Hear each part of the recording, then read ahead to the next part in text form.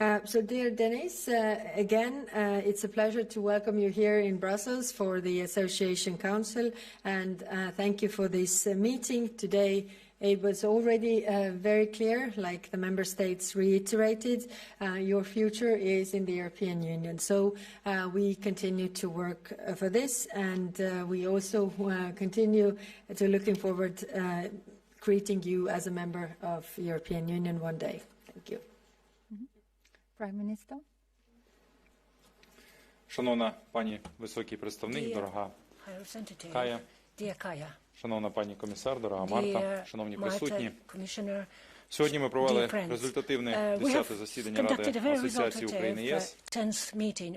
Вкотре переконались в тому, що всебічна підтримка Європейського Союзу, політична, військова, фінансова залишається незмінною. Щиро вдячний високому представнику Каї Каллас, комісару Марті Кос за їх лідерство, за особисту залученість, за непохитну солідарність з Україною. Під час засідання Ради Асоціації та двосторонніх зустрічей ми обговорили виклики, які стоять перед Україною через російську агресію, що триває. Ми вітаємо амбітні плани та ініціативи ЄС щодо переозброєння Європи та посилення військової підтримки України вже в 2025 році. Для нас важливо, що розбудова оборонних спроможностей континенту відбудеться у тісній співпраці з українською оборонною індустрією, що вона буде враховувати потреби України на полі бою. Вдячні також за високу оцінку наших зусиль у впровадженні реформ. Уряд України націлений на проведення ефективних змін євроінтеграційного процесу і економічної інтеграції в єдиний ринок Європейського Союзу. Прагнемо нарощувати динаміку євроінтеграції, і я вірю, що Україна може досягти вагомих результатів не за роки, а за місяці. Зможемо зробити всю домашню роботу для того, щоб відразу після завершення війни стати повноправним членом Євросоюзу. Очікуємо на проведення міжурядової конференції після рішення Ради ЄС про відкриття кластеру 1 основи процесу вступу до ЄС. Загалом на 2025 рік ми щиро готові і розраховуємо на те, що всі 6 кластерів перемовин будуть відкриті.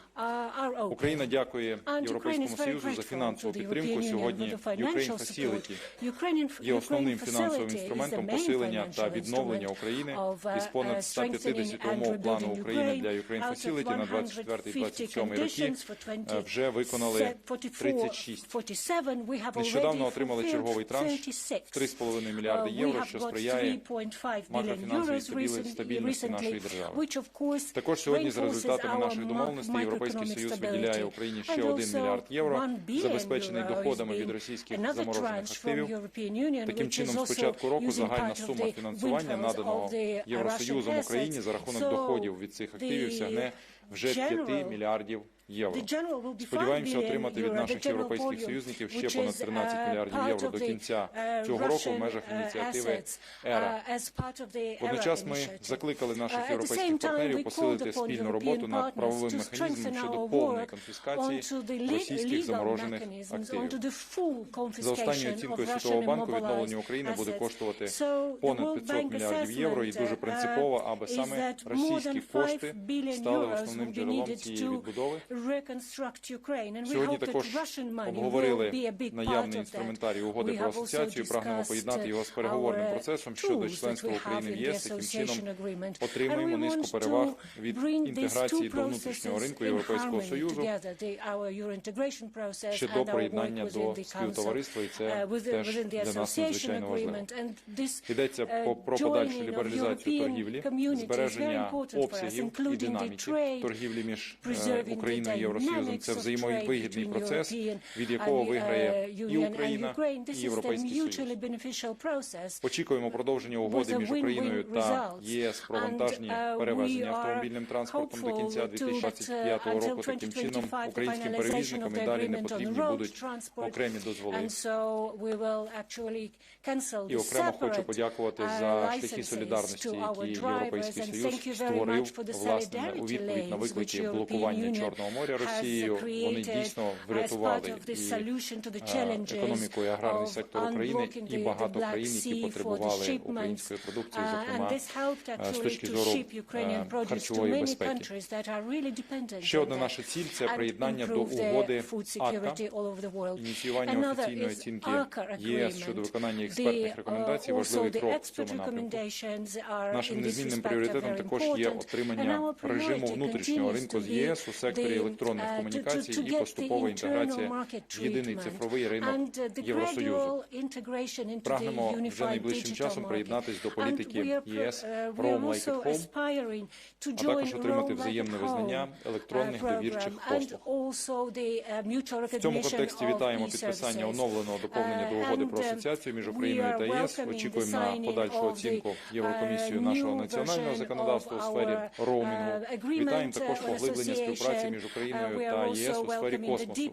Сьогодні ми підписали угоду про участь України в кількох важливих компонентах космічної програми ЄС. Також Україна приєдналась до договору про спільні закупівлі заходів медичного захисту. Зможемо отримувати критично важливі медзасоби на вигідних умовах. Крім того, досягли важливих домовленостей про відновлення дії угоди про наукове і технологічне співробітництво. Таким чином, Україна та ЄС роблять конкретні рішучі кроки до спільного майбутнього. Лише разом ми зможемо примножити наші сили, наші ресурси, наші можливості. Лише разом відповімо на численні виклики 21-го століття. Лише разом будемо у безпеці і гарантуємо мир і процвітання для всіх європейців. Можливо, що Україна і Європа єдині як ніколи. І за це щиро дякую шановній пані президенті Єврокомісії Урсулі фон дер Ляйн, шановним пані Каллас та пані Кос, усім єврокомісарам, а також усім друзям і партнерам України в Євросоюзі. Рухаємося далі до членства України в ЄС, до сильної Європи, до нових перспектив для наших людей та для наших майбутніх поколінь. Дякую за вашу увагу. Дякую. Thank you very much. Prime Minister, Commissioner Kos, the floor is yours. Thank you. For me, today's meeting is more than just a formal occasion. It is a reaffirmation of our deep and enduring partnership. And the discussions reaffirm that we have made abundantly clear that European support for Ukraine is not only a duty, it is a long-term strategic investment in security and safety of Europe as the continent. We are the largest and most stable supporter of Ukraine, mobilizing as of today 144 billion since the start of Russia's war of aggression. And this support covers humanitarian relief, economic aid, military equipment, and assistance to the millions of Ukrainians who found refuge across Europe. The Ukraine facility, already mentioned, underpinned by the Ukraine plan, is driving forward reconstruction and modernization, going hand in hand. To date, nearly 20 billion has been disbursed, and we stand ready to provide up to 9 billion more this year as Ukraine advances critical reforms. And just today, under the G7's ERA initiative, we are disbursing €1 billion in macro-financial assistance, bringing this year's total to 5 billion, with around 13 billion to follow. This is more than aid. It is really investment in Ukraine's future and in Europe's security and prosperity. Despite war, Ukraine's trade with the EU has grown for the fourth consecutive year, a remarkable achievement that shows the resilience of Ukraine in times of adversity. Today, we welcomed an extension of the EU-Ukraine road transport agreement until the end of 2025, we heard, and the continued work on smart tachograph recognition. These are not technicalities. They are tangible steps that bring Ukraine closer to the EU market. In fact, Ukraine is not waiting for membership to begin acting as a member. Progress on the mutual recognition of technical standards, roaming and preparation for SEPA integration show Ukraine is not on the edge of Europe, but already becoming part of its core. Our cooperation deepens every day, from administrative reform and decentralized governance to cross-border health protection, Ukraine is aligning with EU standards and institutions. In defense, this is again a part of the accelerated integration. Our collaboration has taken a new dimension. The EU Defense Innovation Office in Kiev, ongoing joint deliveries, and Ukrainian companies joining the European Defence Fund. These are steps of real strategic partnership. And in space, we proudly welcome Ukraine's participation in the EU space programme, including the Copernicus Earth Observation Initiative. On employment and social policy, Ukraine's integration into the European Social Fund Plus represents a commitment to social justice and economic opportunity for all Ukrainians. On the Ukrainian path to EU membership, the progress is undeniable. The screening of 3 negotiating clusters is already complete, with our ambition clear. Yes, Mr.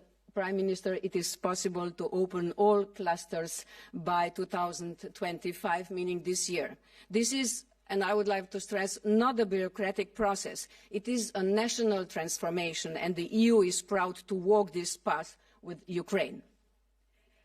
EU membership is much more than just single market. It is important security guarantee for Ukraine, as well as an anchor to democracy, rule of law, and high standards. It is joining the community of European values and principles.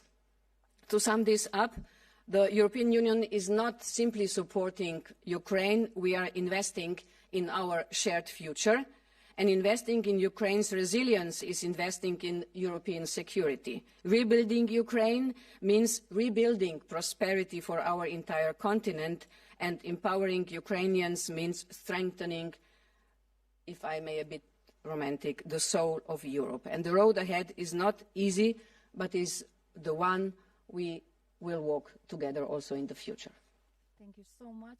We'll start with your questions, and we'll start with the Prime Minister, who needs to leave very rapidly, so we'll give priority. I'll take one question for the Prime Minister. Please, the floor is yours.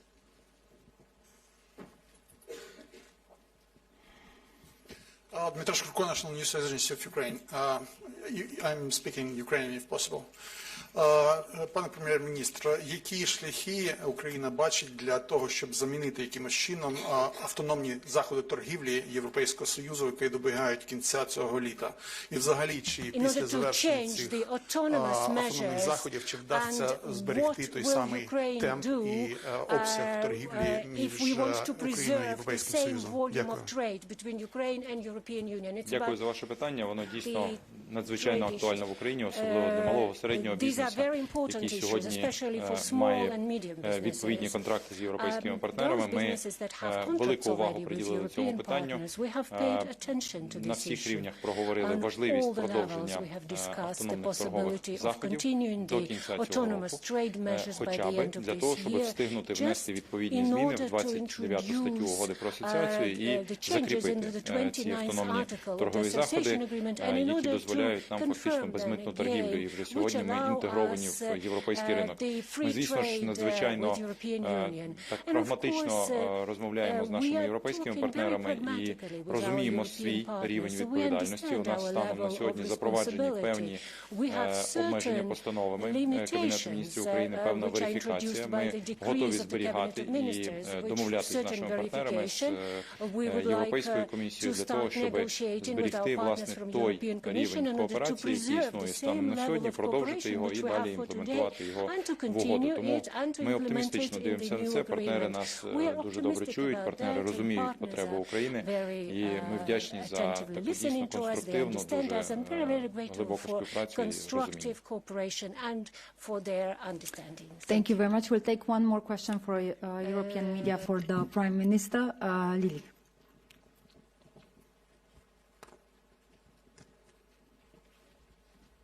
if I could combine with the other speakers, if that's okay. First of all, Prime Minister, could you perhaps provide us with an update on negotiations with the United States on the minerals deal? What are Ukraine's red lines at this stage, and what is your vision for the agreement? And if I may also, Hungary has launched a campaign against Ukraine's accession process. How do you see that campaign, and do you think it's possible for Ukraine to continue progressing toward membership given this context? And then for the High Representative, what are the obstacles for getting to 2 million rounds this year? And given what you mentioned about continued Russian attacks on Ukraine, do you think it's useful that the US and Russia are continuing their negotiating process? And then for the Commissioner, just to follow up, are you in touch with your Hungarian colleagues about their campaign against Ukrainian accession, and what is your message to the Hungarian government? Thank you very much. Thank you. So thank you so much for your question. So we are now in negotiations with the United States about mineral agreement, so-named mineral agreement. In fact, this is agreement about launching of the investment fund. We really have some red lines.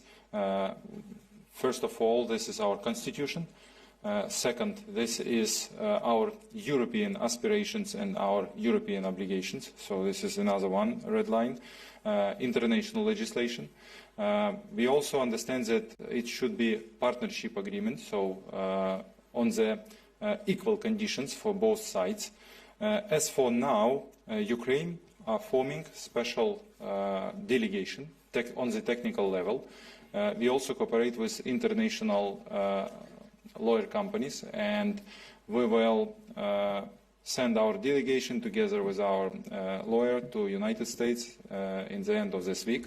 And I think that technical negotiations will go through this weekend, next week, and then we'll see the results after this, how to make this agreement, partnership agreement, in direct, so literally, I mean literally.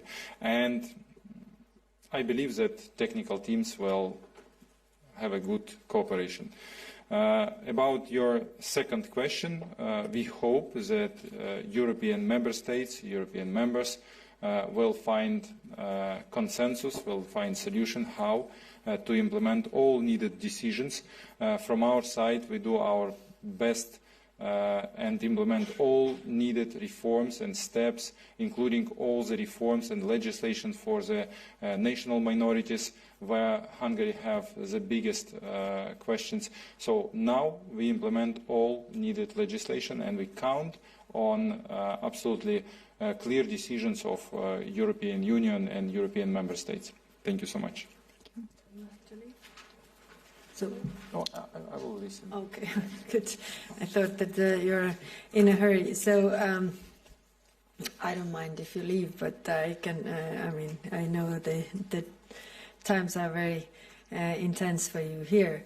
On your question on the 2 million rounds initiative, so the good thing is that things are moving. We are seeing different member states coming up with their announcement for the rounds. So recently we have France announced 2 billion euros, Germany pledged 12 billion over next year, Sweden pledged 1.4 billion, Belgium today, or was it yesterday, announced 1 billion. So altogether, we are already, calculating it's providing over 50% of this Ukraine ammunition needs this year. But of course, it's 50%, so we still need to work on that. What is the main obstacle? Main obstacle is, of course, money, the funding.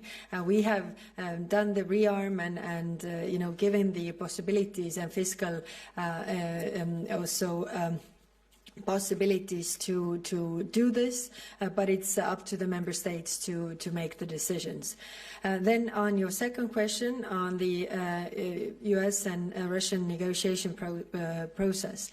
So I mean, it takes two to want peace, but it only takes one to want war. And this is clearly what we see right now, that Russia wants war and continues with these attacks that are horrendous and more serious than ever, attacking children directly when, you know, no military buildings or military organizations around by attacking this civilian population.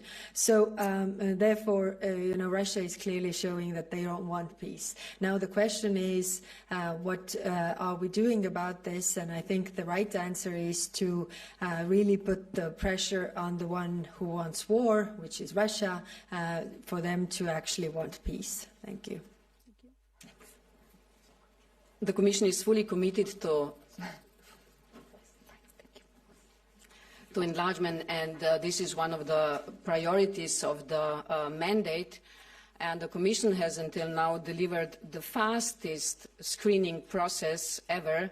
We are over the half at this part of the year, and as I have said before, the process should be finalized in autumn. And when I speak about the enlargement, Ukraine is a candidate country.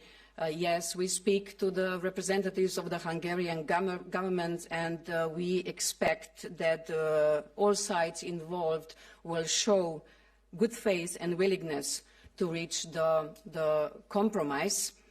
As you know, the accession process consists of many steps.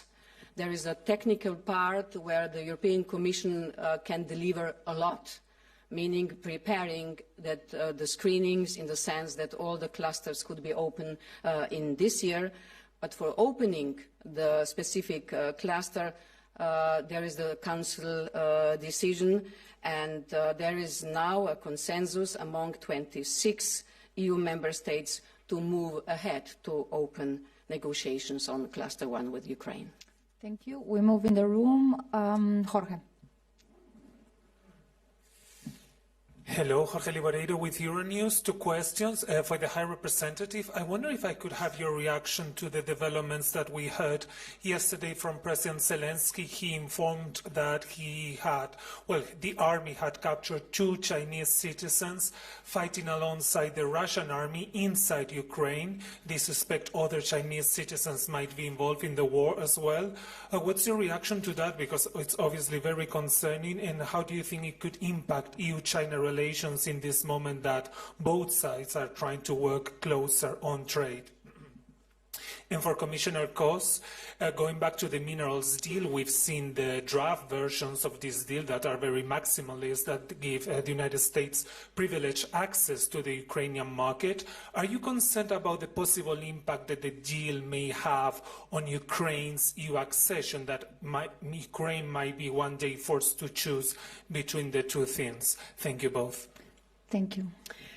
Thank you. Yes, we heard the news, and of course we had the discussions also with Prime Minister Shmyhal about this and asked, what do we know about this? Of course, it doesn't mean that the Chinese army is involved, but of course they can share the information that they know about this. What is clear is that China is the key enabler of Russia's war. Without Chinese support, Russia wouldn't be able to wage the war in the amount that they are waging this. We see that 80% of the dual-use goods are actually entering Russia via China.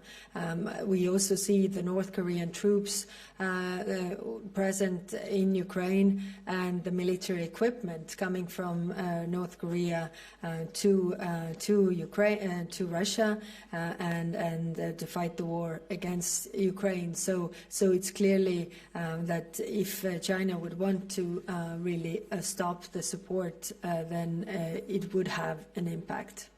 Thank you. The European Commission will support any deal that will be in the interest of Ukraine. Today we have been talking about, and we also got many confirmations that Ukraine will stay on the European path. So I don't see the danger, and more the enlargement process is being seen as a security guarantee for Ukraine, and all this together means that for sure we will discuss everything what will be going on with the US also in the scope of the enlargement process. Thank you. Stefan? Yes, Stefan Isser for Europe Table, probably it's for Commissioner Kos. My question is whether you discussed trade liberalization in the context of the association agreement, especially in the context that, in the view that temporary tariffs will reductions will expire at the beginning, I think, of June. So, what do you have a solution there to that these reductions can continue? Thank you. We have started to discuss about this, and after the press conference, I have a bilateral meeting with the Prime Minister Shmyhal, and we will be talking about this topic later on. But of course, it is in both interests that we enable the European Union and Ukraine to have the best possible economic relations, and in this scope, we will then discuss further about the ATMs and Article 29. Thank you. 2 more questions. Yes, please. Hello, Paula Tama with the Financial Times. One question for Commissioner Kos. In the proposed U.S. mineral deal, there are certain parts which run counter the EU acquis. That's the right of first offer, the right of the U.S. to veto Ukraine from offering partnerships or investment opportunities to anybody else. Are you concerned that the product of these negotiations could create problems for Ukraine in its accession path? And on the ATM, to whichever of you wants to reply, they expire on the 5th of June. When can we expect a proposal for either an extension or a start of negotiations under Article 29? Thank you. I have already answered the first question a few seconds back, and according to the ATM, so we will now be talking extensively about what the kind of possibilities, but for sure the European Commission will bring the solution before the extension of, before the ending of the ATMs. Thank you. One last question. David. Thank you, David Carretta, Radio Radicale, Italian Radio. If I may follow up on the China issue, we have seen the readout of the President conversation yesterday with the Chinese Premier Li Keqiang, asking him to engage for a peace solution, but in the readout there were no mention of China as enabler of Russia war, key enabler. I'm wondering if there is a trade-off here, cooperation with China in front of the trade war of Mr. Trump on one side, and on the other side the issue of Russian war, and if you are ready for such a trade-off. Thank you. These are very difficult times that we are living. We see United States and China really having this immense trade war. And of course, what we see around the world is that everybody's looking for new trade partners. When it comes to Europe, then I think 87% of the partners, or 87% of the global trade is with third countries. So that is the picture. Of course, everybody wants to diversify their portfolios. It is clear that China has been the key enabler of Russia's war of aggression. NATO has stated this also in their statements. Now the question is, how are we getting this message across? China definitely wants to have good trading relations with Europe, as we are a very big market. We don't want the overcapacities to our market, and at the same time we want this war to stop. That also requires cooperation from the Chinese side. So this is the theater where we have to operate and find the solutions. Thank you. Thank you very much. This concludes our press conference. Thank you, High Representative. Thank you, Commissioner. Have a nice evening.